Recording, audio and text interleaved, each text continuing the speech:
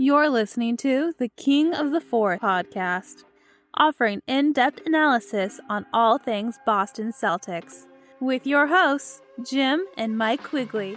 Okay, good morning, Celtics fans, as we get ready on almost the eve of the Celtics NBA season with the NBA kicking off tomorrow night. Celtics coming off an entertaining preseason. More entertaining than in years I can remember as far as effort and the crowd being into it. So you can really feel that people are excited and ready for this team. They're definitely top heavy. They look like they are the favorites in the East, or at least in the conversation. Even in the conversation for the NBA championship. We got to see Holiday play. We got to see Porzingis play, Jim. I'm interested to hear your thoughts as we go into New York on Wednesday night. Yeah, no, it's definitely an interesting preseason when we had some events kind of happen between now and since the last time we talked. Peyton Pritchard signed a 4-year extension. Jeff Van Gundy has been brought on as an advisor. There's been a few minor roster moves. You had Wayne Gabriel, who was signed earlier this offseason. He was waived. Nathan Knight was brought on a two-way last night. People might remember him from the game a few years back. Actually, Ime's first and only year here when the Timberwolves had like nobody on their roster. Everyone was out from COVID, and they upset the Celtics, and it looked like the beginning and the end of the season. At that point, probably the worst loss the Celtics had in the last few years. Well, Nathan Knight went off in that game. So he signed on a two-way after being released by the Knicks. And, Neemias Queta, I hope I'm saying it correctly. I believe Neemias Queta is, on a two-way and actually looked pretty good. So, Mike, I think you're right, just in terms about this team it seems like they're locked in. There seems to be a genuine effort, and a team that's ready to, kind of kick off this season. The last two games against, I know the Hornets are kind of hapless and the Knicks didn't play their regulars, but you saw a team that was supremely focused, looked great offensively. You got a sense of what they want to do on the defensive end, where you're switching maybe 1 through 3 at times, or sometimes 1 through 4, and they're gonna allow Porzingis and Horford to kind of go into deep drop modes. But we can talk a little bit more about that. So you're getting a sense of what they want to be and what they want to look like offensively. That they're going to shoot a lot of threes, but I did like the fact that they were trying to run the offense out of the post a little bit more, and not necessarily with Porzingis either. You saw it with Holiday and you saw it with Tatum, which I think creates a lot of driving lanes and open shots, because you have to bring help with those guys down on the post. And I particularly like seeing it with Tatum. It's not something we saw a ton of. And I think having Sam Cassell there to help with that, he obviously developed a post game within his career as a point guard. And I think, he's helped other, star players develop the post during his coaching career. So I like what I see. This is a team that, they're definitely the favorites according to all the books, and they look like they're ready to go. And Mike, the one thing I want to ask you, so last year the beginning of the season was marred by controversy, right? You had Ime Udoka's situation, and Mazzulla was kind of thrown into the fire, not given any assistance. This year, he has the opportunity to kind of set the tone on what he wants and what he thinks he needs to do, and he's surrounded by a lot of good assistants. Kind of a deep bench there. Do you get a sense, I know it's just the preseason, maybe it's too early to tell, but that there is a different feel and a different vibe around this team from watching them? and that maybe Missoula has got an opportunity to put more of an imprint on things than he did really at any point last season. Yeah, not so much from watching them, but just from hearing what we're hearing in the media with guys who are around the team, is talking about how there's a different feel at practice. Guys are really locked in. They're playing really hard. That practices are really hard. And you're hearing a lot of Missoula is a really great motivator. You heard that from Brad Stevens quite a few times, but also different guys around the Celtics beat were just talking about how the team really respects him. They're pulling for him to do well. They're pulling for him to grow. And it certainly can help the coach when the team is locked in, like they seem to be right now. I think they feel the urgency of getting across the finish line finally, and they're excited with what they added. And so I think it's hard to see on the floor. Oh, they definitely played. I think the best example, my favorite game this preseason was the first preseason game against Philadelphia. I thought that those were two teams playing really hard, trying to prove something right away. And the Celtics really looked like they were focused and ready to go. Like they looked, to me, from game one, they looked like they were ready for the regular season. They were sloppy in that Philadelphia game with turnovers, but just their effort and their attention to detail as far as being locked in. That's one example of in-game play that I saw. Everything else, it was kind of hard to tell because there weren't a lot of moments during this preseason where the Celtics were playing the top guys from other teams, and vice versa. So, yeah, no, you didn't really get to see that matchup too much where they were matched up against the better players, but I'm not sure that really matters too much anyways, because I think teams are just kind of more focused on what they're doing and running their own sets, and you don't see designed defenses. You're not going to see an overload of help on, let's say, Tatum or, Embiid in most situations because teams don't want to show things. But the ball movement was definitely there. You saw, you got a sense of what Derek White and Jrue Holiday could do together as a defensive backcourt. And you can see when, they have their best five offensive players on the floor, what that does for driving lanes for guys like Tatum and Brown. So they're a scary team. I mean, there's no two ways about it. They're a scary, scary team. The issue that we've talked about ad nauseum, and it's going to continue as we move into the season, is just their depth, particularly with their bigs. And what happens if you lose Porzingis or Horford for an extended amount of time? You've mentioned, and you're right, Cornette has not looked great. He didn't really look great for most of last season either. They don't have much depth there at the big position. So how they handle that and how they navigate that through the season, I think it's one storyline to watch.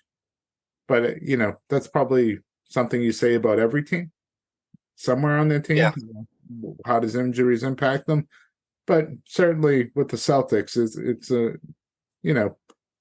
there's age and injury history there that you need to be aware of anyways. Yeah, my biggest three concerns with the Celtics are rebounding when Porzingis comes out of the game. Yeah, I think they're going to get. I do. I think they're going to get killed on the boards. Cornette has not shown the ability to be a rebounder on the defensive end at all. He gets killed. He gets pushed around. He gets bullied. He hasn't improved in that area since last year. This preseason, he looked worse. He got outplayed by the kid that they signed on a two-way, which to me, you can't allow that to happen if you're Cornette. So that's something that they have time, obviously, to figure that out. Keita is how you pronounce his name, the player you were alluding to. It's Neemias Keita. I didn't learn the other guy's name until like halfway through the season last year, so just give me some time. And then I think my my other concern again is around the bench. Peyton Pritchard certainly can get hot, but consistently on a night-to-night basis, I don't know what scoring they're going to get from the bench. I think Sam Hauser is also inconsistent. As we saw last year, when he's hot, he's awesome, but when he's off, he can go through. He had like a 20-game stretch last year where he wasn't hitting anything. So those are minor things, and then my third concern is more than minor. It's what's Joel Mazzulla going to look like in the playoffs?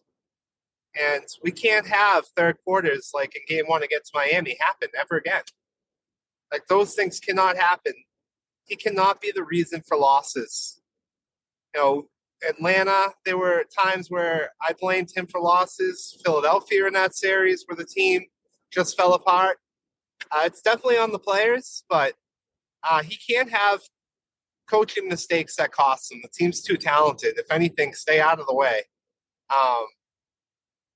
But yeah, those would be the 3 concerns I have. And then just a little thing, the Celtics still seem to struggle with ball pressure. Definitely saw it against the Knicks. Not in the second time we played them, but the first time. Just something to keep an eye on. Even with Holiday on the floor, there seemed to be a struggle in turnovers with, heavy ball pressure. So that's something I'm keeping an eye on as well. Yeah, it's something people should be aware of. Holiday turns the ball over a lot. He was amongst the league leaders in that category. It's been traditionally a kink in his armor.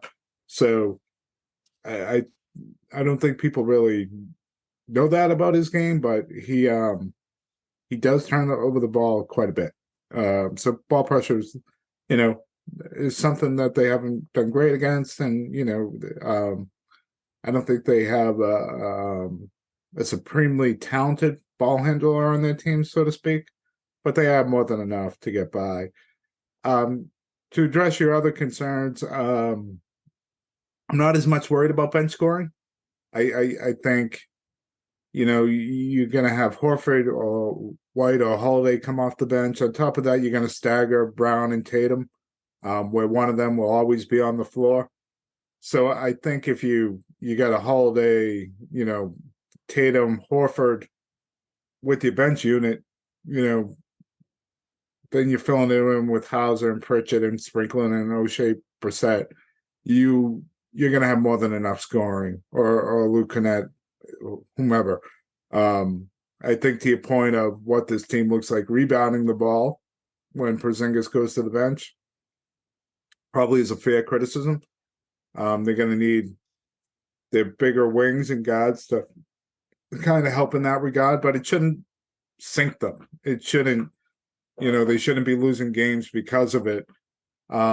To me, one of the more interesting storylines. So the starting five's never been interesting to me. That's more interesting come playoffs, because that's when you really do focus on matchups. Regular season, I don't think you have to focus on matchups to start a game. I think you roll out a usual starting five. I think you want to keep that consistent. It looks like they're going to go with, and I think this makes the most sense, of Porzingis, Brown and Tatum, obviously, and then White and Holiday. And I think that gives the ability to ease Al's minutes. And maybe games played as well. What's more interesting is how they're going to close, because they will match up there, and you're going to have a good player not finishing a game. And I just hope it doesn't become, partly because he's such a good teammate and an easy guy to kind of say you got to sit down. I hope it doesn't become Derek White again. I just feel like he's so valuable to this team, and he kind of gets lost in the shuffle with all the big names, especially with Holiday coming in now. He's an intriguing storyline to me this season, because he was left off somehow the NBA's top 100 players on ESPN. And you saw some of the names that were put in over him, which is, just kind of stunning after the season that he had last year, where he was, I thought, the third best player on, probably the third best team in the league. And on top of that is, he's extension eligible. So he's going to want to put together, especially a good first half of this season, because this is probably his first real kick at the can to make some significant. I know he's making $20 million a year, but he's due for a hefty raise. So, how he looks, how they manage his minutes is something interesting to me. And I just love the idea at the end of games, Mike, of having a backcourt that can defend like Holiday and White. With their length, you can beat them. And White's length and his ability to get it in the way of shots and passing lanes, and Holiday's just kind of tenaciousness, you could just see it causing so much havoc and so much. You talk about the Celtics, troubles with ball handling. Well, they can really offset that with these two guys and how they're able to pick up pressure and deal with guards around this league. That's good. Yeah. And it should be, if you're at the end of games forcing teams not to get into their sets until there was 12, 11 seconds left on the shot clock, I think that's pretty good. And then my last concern, and I hope you address this as well, is what do the Celtics do at the end of games? Offensively, is this going to be the same shit show that we've seen for the last 3 years or 2 seasons or whatever, where they're humming along for 3+ quarters offensively, and then all of a sudden we start walking the ball up because we have a lead of 6 to 8 points, or it's down to crunch time and Jason Tatum thinks it needs to be all about isolation. I don't think it matters that Holiday is here over Marcus Smart. I think this is a Jason Tatum thing. I don't think it matters if it's Joe Mazzulla or Spoelstra on the sideline. I think this is a Jason Tatum thing. Are we going to see an adjustment to how they play at the end of the games? Is he going to acknowledge that he has to change that style? To me, that's the thing I'm most interested in probably the biggest storyline to me on what that looks like as we move forward. Just the whole end of the game situation for the Celtics. That's been the thing for years with this team. Going back to Brad Stevens. Night to night, you just don't know what you're going to get at the end of the games. And we've had, mental thoughts that watching them just turn the ball over against, Golden State? Maybe it was last season at home. They ended up pulling it out in the end, but they had 4 turnovers in the last 5 possessions. Tatum has had instances where he's just fallen apart. He's had moments where he's looked great down the stretch and at the end of the games. And I think it's for them to find a consistency to what they want to do at the end of games and how they want to flow and how they want to run their offense. And Jason Tatum buying into that and believing in it is going to be really big.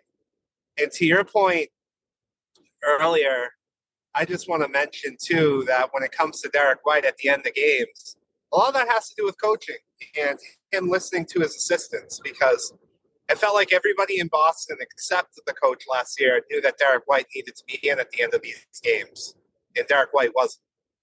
And so I do think part of it in the regular season and in the postseason, depending on who you're playing, with the way this team's structured, is going to be matchups. So, first game of the season, New York Knicks. If the Celtics are in a close game, you're almost forced to go double bigs if you're getting beat up on the boards and if Julius Randle's hot. Mm-hmm. So the decision's going to be Holiday or White, and quite honestly, at that point, you're probably going to go with the veteran. But on other nights, the Knicks are unique. There aren't many NBA teams built like the Knicks. It should be Horford on the bench, and your best lineup is Porzingis and the 4 guys, the 2 wings and the 2 guards. But we'll see. I really think it comes down to coaching and this guy listening to the experts that have been hired to help him with in-game stuff. Because I think what Brad Stevens has realized, and what a lot of people have realized around the Celtics, is that the team loves their coach. He's a great motivator. Where he needed help was in the decision-making process and in-game adjustments, matchups, all that stuff, when to call timeouts. And now they've gone out and spent the money to help this guy out. He has to lean on his team of experts on his bench to make good decisions during the game. So that is a really interesting point, Jimmy, that you brought up. And, to what really relates to the fourth quarter and end of games is also how the Celtics come out in the third quarter. We saw an example of it in the preseason already, where they had a 27-point lead on the Knicks, and the Knicks cut it to like 6 or something like that really quickly. And so this was something we saw a lot in the playoffs last year with really horrible third quarters. And so that's an adjustment that they have to really work on this season too. Yeah, no, for sure. There's going to be some interesting things to watch. Just the way they're playing defenses differently too, Mike. And you talk about listening to the assistants.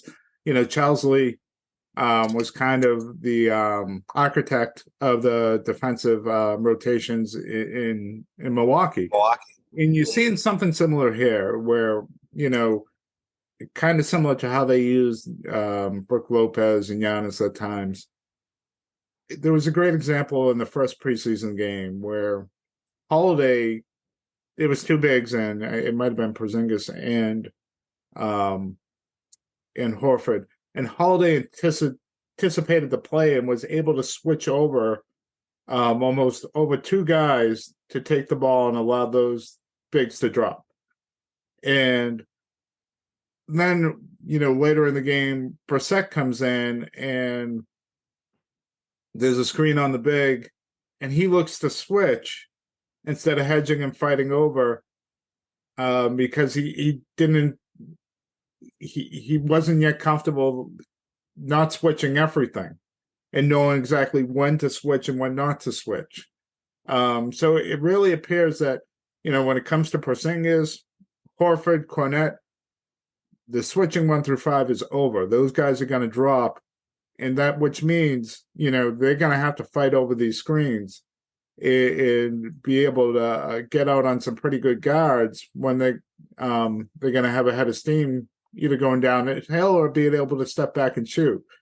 But it does not look like they're going to put the bigs in a situation to go one-on-one against quicker, faster players at all, which is, of course, different than what they've done in the past, right? They would switch mostly 1 through 5, except for when Rob was in.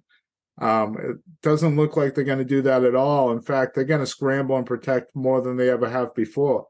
So how that looks, especially early on, I expect there to be confusion at times, especially with some of the less experienced players. Before that gets even out. But you do see that. I think that's one instance of what you're talking about, of leaning on your assistants. It appears to me that he's given that to Charles Lee and how they're going to operate their defense, because it looks very similar to what Milwaukee did under Budenholzer. And, it also seems like, and again, you're not there, so you don't know, but you see the pictures after practice of Sam Cassell with Tatum or Brown, that he's leaving a lot of the player development stuff to Sam Cassell, which is he's really well known for. So you and of course Cassell has a lot of experience in game and what that looks like. And you see Cassell working on the post up stuff, and you remember that he played with Hakeem Olajuwon, who was the best post up player of all time. And so I think early on, you get a sense of him being able to, allow those guys to work and do what they're best at. So you're right. He does have a talented bench and what that looks like.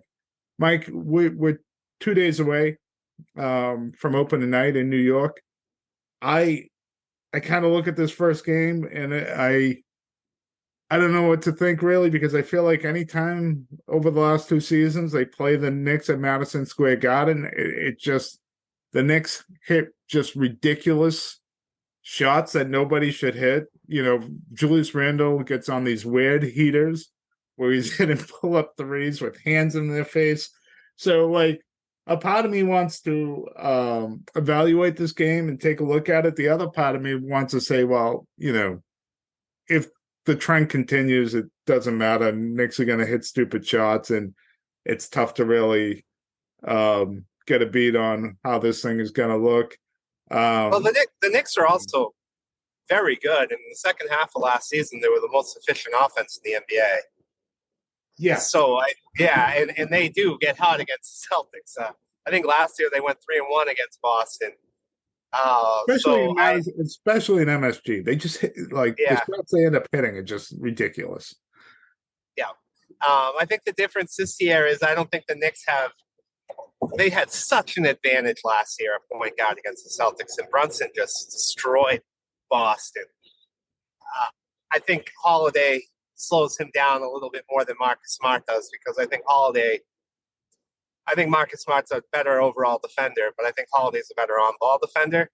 And I certainly think that'll make a difference against the Knicks. But we'll see. I mean, the Knicks do get hot, and they get a lot of guys who get hot against the Celtics. I mean, Quentin Grimes in the preseason game hit 8 threes.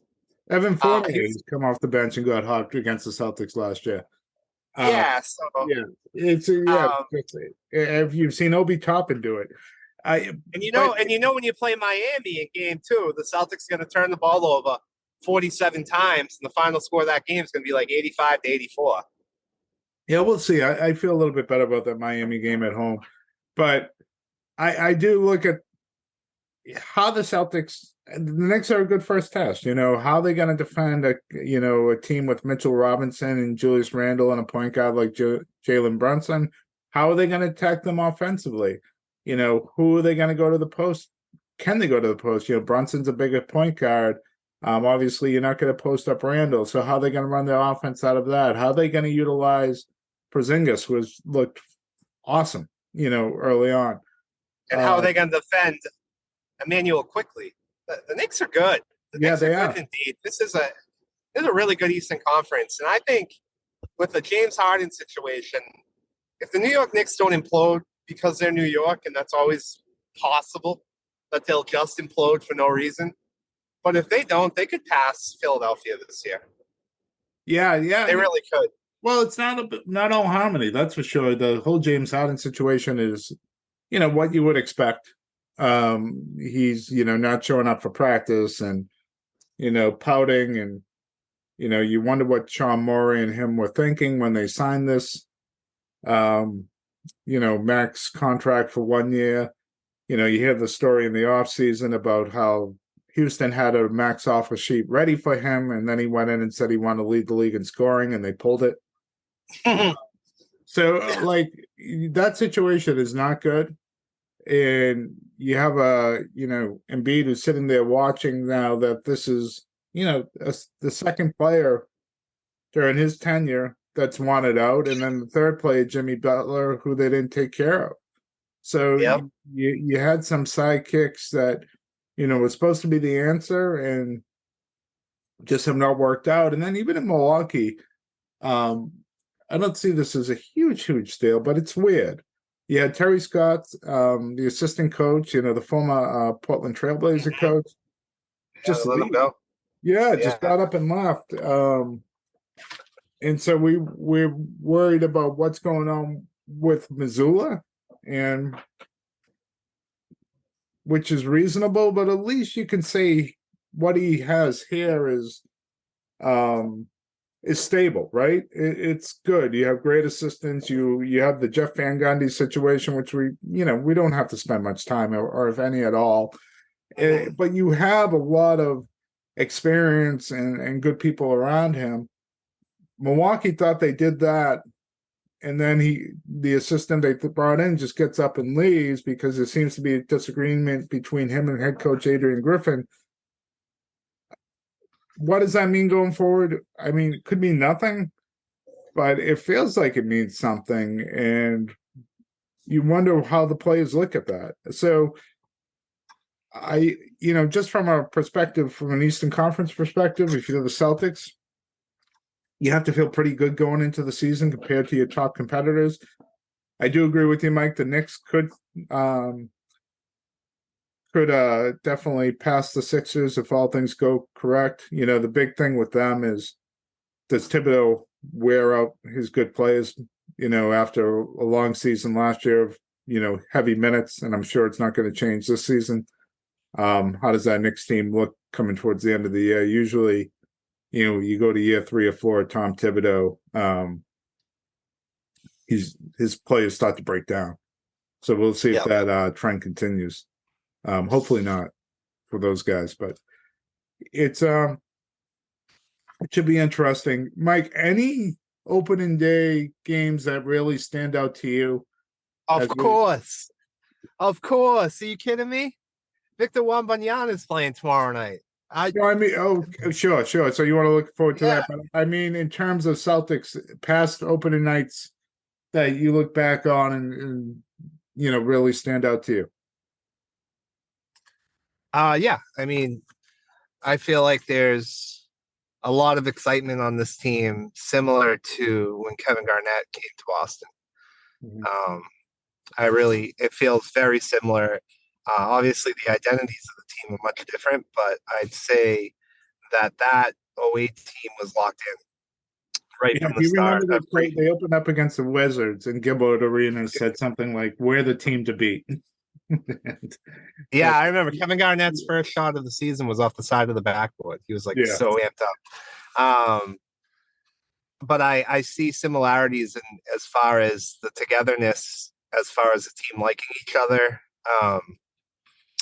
respecting their coach, and also within the coaching staff where you had Doc Rivers and then you had guys around him who seemed like they had set roles. Like Thibodeau was like the defensive coordinator. Now you have that with Charles Lee, and then to an extent you probably have that with Van Gundy as well, helping out Mazzulla. So there's a lot of similarities there. I think the big difference is Kevin Garnett. The Celtics don't have anything close to that, but as far as the field going into the season, there's a lot of similarities. Yeah, I think that's a great example. 2 opening nights that kind of stand out to me. One was a good night overall, but it was that empty Garden against the Milwaukee Bucks, and Jason Tatum banks it in at the end of the game a few years ago. The first season they went to work after COVID, after the bubble. That season obviously didn't go well, but that was a fun game to watch, and also just a weird airiness of opening the season to an empty TD Garden. Is something that image I'll never forget. The other one is not a good memory, but game 1, first year Gordon Hayward against the Cleveland Cavaliers. That's obviously one that recent memory you're never going to forget, and it's one of the biggest what ifs really in recent memories for the Boston Celtics. If that injury never happens, how does the future play out? And I think that a lot of different storylines came together because of that injury, and you wonder what would or would not have had it not happened. So those are the 2 that stand out to me. You mentioned Victor Wembanyama, what he's going to bring to this league and the Spurs. And you better win now. All these NBA teams, you better win now, because he's taking over. He's taking over quickly. That guy, he doesn't even look real. He looks fake. Like, you watch him play, like, he looks like if you ever play NBA 2K and you create a character. Like, oh my God, that team is making the playoffs this year. That's how good that guy is. Any concerns about the way he's built? Of course. Yeah, of course. I'm also be concerned about how like what his life expectancy is going to be and what it's going to look like after the NBA.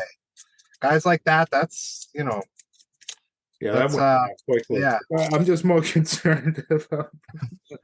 I don't want to get into his life expectancy and speculate on when the young man may perish, but I do have concerns about just, and they're not major concerns, but I wonder how his body's going to react. He's so slender. I mean, you see him driving to the lane, knee-to-knee contact, like, ooh. Same concerns I have with Porzingis. But these guys are so big. They're just like, he is a freak. The thing with Porzingis, I'll get back to Wembanyama. I've been pleasantly surprised that he's bigger than I realized, not just in terms of height, but his shoulders seem broader. He's not the twig that he used to be. And I think, you saw that last year when he was with the Wizards, but I wasn't really paying attention. You see him night to night now. He's not anything close to what he was when he was with the Knicks body wise. He's physically much bigger and stronger than I realized coming into the season. But Wembanyama, what a freak! I saw a great picture yesterday online of him blocking a 3-point shot from Andrew Wiggins, and he must have been 2 or 3 feet off of him, and the ball was almost at going into his highest point. It was a clean block. It goes to show just his length and athleticism. I think you're right. His ball handling is like, there's been nothing like him in the league before. His ball hand, like, I'm as excited to watch him as I was to watch LeBron James. Like, I can't wait to watch this guy. I'm getting an NBA League Pass because of this kid. I'm so psyched to watch. And I think he's going to be a generational player. I hope he stays healthy. So I'm really excited for this NBA season. But Jim, I think the Celtics are the favorites in the East. I do, even with Damian Lillard going to Milwaukee. It's going to come down to health and some luck. And the Celtics over the years have not been lucky. So hopefully this is the season where they don't have any extreme adversity when it comes to injuries. Hopefully Jason Tatum doesn't blow an ankle in a Game 7. And if those things work out, even Denver, with as good as they are, everything healthy right now, everybody full go in the series, I would pick the Celtics. So that's where I'm at right now. I feel like they can do it. They're the favorites, but a lot's going to have to not happen for them in order for that to be true. I'm not there yet. I need to see more of what this team is going to look like and how they gel defensively as the season goes along. I think Denver at this point is so locked into what they do and the experience of their unit that if I'm making a prediction, they would be probably my team to beat for an NBA title in the league, even more so than Phoenix. But yeah, no, the upside is huge for the Celtics team. The things they can do offensively, talent-wise, they haven't had it, and they've been very good. It's certainly different where they had 5 guys that could defend anybody and 5 guys that could put the ball to the floor and do different things. It's not built that way anymore. But when you start talking about what Holiday brings and what Porzingis brings and what they can do to matchups, it's potentially very, very scary for other teams. And, it fits better into what Missoula wants to do, which is to spread it out, shoot a ton of threes. And they're going to shoot a shitload of threes. I hope everyone's prepared for that. It's going to be more than they did last year. This team is going to launch. Porzingis certainly has the green light to let it launch whenever he gets the ball out there. So I think it's interesting. I think it's exciting. I can't put them as the favorite yet. I need to actually see how this thing looks as we get to midseason. But in terms of potential, you're right. I don't think the Celtics have had a team with this much potential since the Garnett teams. And it'll be interesting to see whether they fulfill it or not. I saw an interesting stat. I know we're going to close. Over a 7-year span, there's never been a team in NBA history has won as many playoff games as the Celtics and not win a championship. From one aspect, you look at that as a good thing as a team that's always in it, but are they finally going to get over the hump? And management and ownership, especially over the last 2 years, have put their chips in, have pushed their chips in and made moves to try to get them over that hump. And will this finally be the year? And if not, then what? So it's really it's a huge year, I think, for everyone involved.